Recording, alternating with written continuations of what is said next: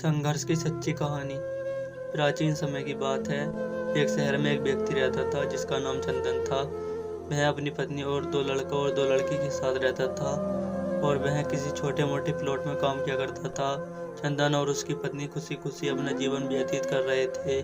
समय का चक्र बीत रहा था और उनके लड़का लड़की बड़े होते जा रहे थे। जब उसकी बड़ी बेटी कक्षा 5 में पढ़ रही थी, तभी एक दिन स्कूल की छुट्टी के समय जब वह लड़की सीढ़ियों से नीचे उतर रही थी, तभी पीछे से किसी लड़की से धक्का लगाने पर वह सीढ़ी से नीचे गिर गई, जिसके कारण उसके पैर में चोट आ गई। जब लड़की घर पर लंगड़ाती हुई आई तो उसके पिता ने पूछा क्या हुआ। तभी लड़की ने उन्हें पूरी बात बताई। पिता ने सोचा उन्हें छोटी मोटी चोट है और यह सोचकर उसने अपनी बेटी से कहा कि इसे गर्म पानी से सेक लो, ठीक हो जाएगा। कुछ दिन बीतने के बाद लड़की का पैर फूलने लगा और उसे चलने में दिक्कत होने लगी। तभी उसके पिता ने कुछ लोगों की बातें सुनकर किसी एक ओझा को ले आए, जबकि उसके कुछ नहीं आता था और वह पैर ठीक नहीं कर पाया। कुछ समय बीतने के बाद जब उसकी लड़की की हालत और ज़्यादा खराब होती जा रही थी, एक दिन जब उसके पिता अकेले कहीं बैठे हुए थे तो वह मन ही मन सोच रहे थे कि क्या करें। तभी सोचते सोचते उनके दिमाग में आया कि उन्हें डॉक्टर से दिखाया जाए। तभी दूसरे दिन वह अपनी लड़की को लेकर वहीं पास के अस्पताल में जाते हैं। डॉक्टर जब लड़के को देखता है तो लड़की के पिता से कहता है कि जल्द ही इसका ऑपरेशन करना होगा, क्योंकि इस लड़की के पैर में एक बहुत बड़ा घाव हो चुका है, जिसके कारण लड़की का पैर काटना भी पड़ सकता है। पिता डॉक्टर से पूछता है कि ऑपरेशन में कितने पैसे लगेंगे। तभी डॉक्टर कहता है 40,000 रुपये लगेंगे।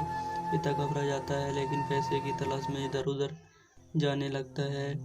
इधर उधर भाग दौड़ करने के बाद पैसे की व्यवस्था कर लेता है और लड़के का ऑपरेशन हो जाता है।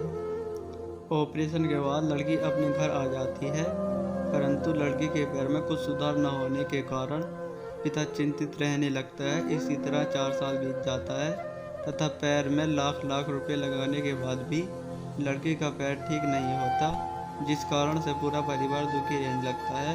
कुछ समय बीतने के बाद लड़के का विवाह हो गया और लड़की के जीवन में खुशहाली आ गई। पिता सोचता है कि अब सब कुछ ठीक हो गया है, संघर्षों का दौर खत्म हो गया, परंतु किस्मत को कुछ और ही मंजूर था।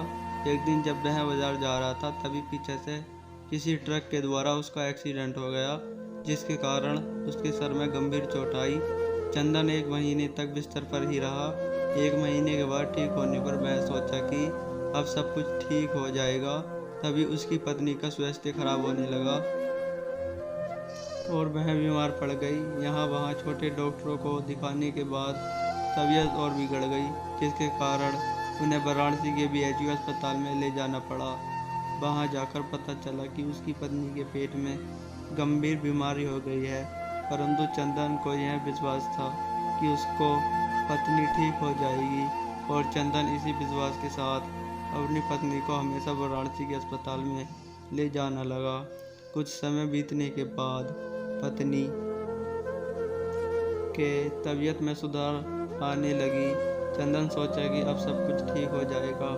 एक बार जब वह अपनी पत्नी को वाराणसी के अस्पताल में ले गया, डॉक्टर ने सभी रिपोर्टों को देखते हुए कहा सब कुछ ठीक है। चंदन बहुत खुश हुआ और वह अपने पत्नी के साथ अपने शहर वापस आ गया। अगली सुबह सब कुछ ठीक था। चंदन का बड़ा और छोटा बेटा दोनों स्कूल चले गए और चंदन अपने काम पर चला गया। बड़ा बेटा स्कूल में सोच रहा था कि चलकर माँ से कुछ बातें करेंगे। तभी 11 बजे उसका मित्र आता है और कहता है कि चलो तुम्हारी माँ की तबीयत खराब हो गई है। बड़ा बेटा दौड़ता हुआ अपने घर की तरफ आता है। तब बहुत देर हो गई होती है, उसकी माँ की मृत्यु हो चुकी होती है। बेटा माँ को देखते हुए फूट फूट कर रोने लगता है और वह अपनी माँ का अंतिम संस्कार करता है। 1 साल तक पूरा परिवार दुखी रहता है। कुछ समय बीतने के बाद दुखों का बादल छट जाते हैं और चंदन अपनी लड़का और लड़की के साथ सुखमय जीवन बिताने लगता है। आज उसका परिवार खुशी खुशी जीवन जी रहा है। दोस्तों, जीवन में सुख और दुख दिन और रात की तरह होते हैं, जो कभी स्थायी नहीं रहते। इसलिए दुख को समय में कभी हिम्मत नहीं करना चाहिए तथा सुख के समय कभी अहंकार नहीं करना चाहिए। इसलिए कहा गया है जीवन का नाम संघर्ष है। आप सभी को जीवन में संघर्ष की कहानी, लाइफ स्ट्रगल स्टोरी कैसी लगी कृपया कमेंट करके बताएं और अपने दोस्तों के साथ व्हाट्सएप फेसबुक पर नीचे दिए गए बटनों के द्वारा आसानी से शेयर करें। धन्यवाद। और हमारी ऐसी ही स्टोरी देखने के लिए चैनल को सब्सक्राइब कर लें और वीडियो को लाइक करना न भूलें।